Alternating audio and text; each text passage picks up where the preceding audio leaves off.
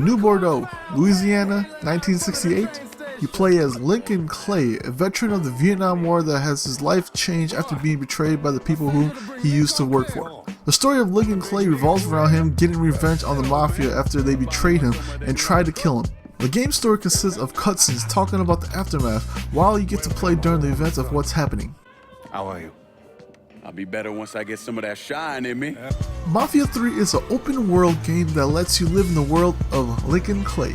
New Bordeaux is made up of different sections like the bayou, the countryside, and the bustling and poverty-stricken city.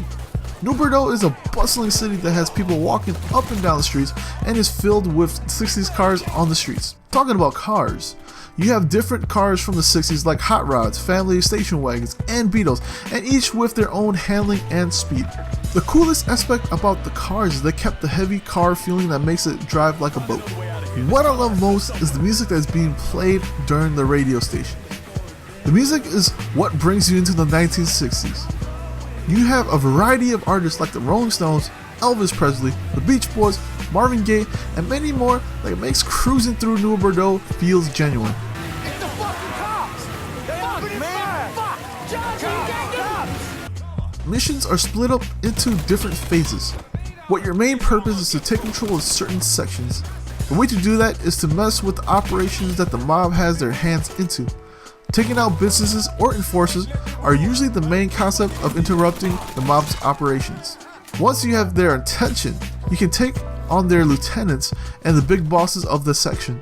Owning these sections means a source of income and a way of protection since you have guards stationed all over the place. Like I said about the map being split up into different parts which you can assign one of your underbosses to a section. When assigning it to them, each one can net you an ability like better handling on cars or open up more guns to use. You will also net you more income to your pocket by owning these sections. The big problem about this is it gets a little bit repetitive after a while. It's pretty much rinse and repeat until you get to the final boss.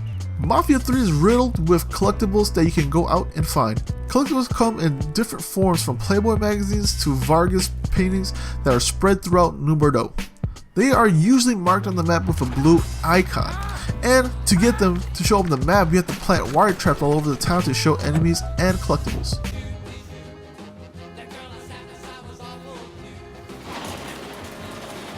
Is that? How the fuck did Greco end up with my car? He's a little fuck, that's how. Lincoln has a whole arsenal of weapons he can use like handguns, machine guns, and shotguns. Heck, he can even use his fists in a shootout. With all these types of weapons, you're limited to only carrying 2 weapons on you.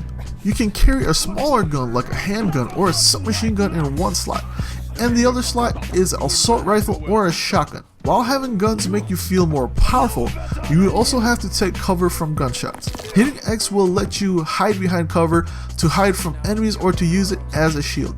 You have to use the cover quite often since you get killed pretty quickly with just a few shots.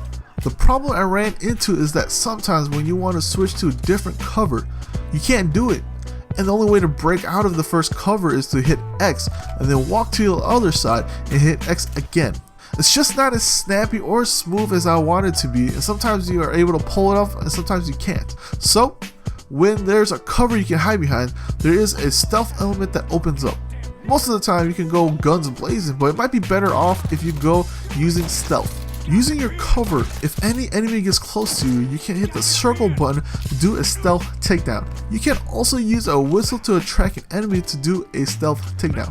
One problem that I keep running into is that the AI can sometimes stand next to you and not notice you at all, which breaks the immersion of playing stealthy. Heck, I even had 4 AIs go through the same door just to get slaughtered by my stealth attack. So the AI poses a bigger problem to the game which needs to get fixed. Another gameplay mechanic that the game offers for you is the services you can use as Lincoln.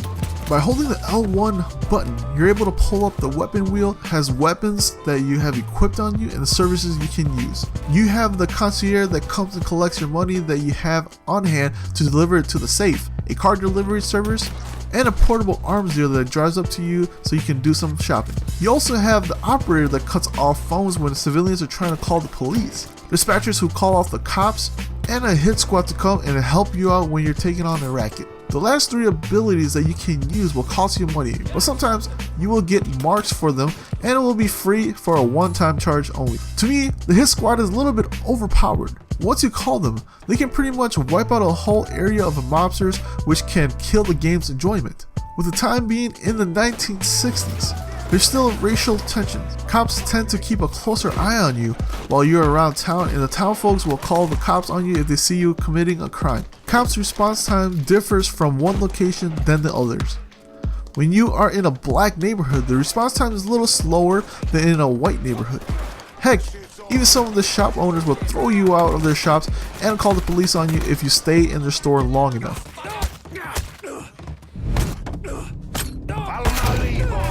Graphically, the game looks average at best with nothing that really wowed me.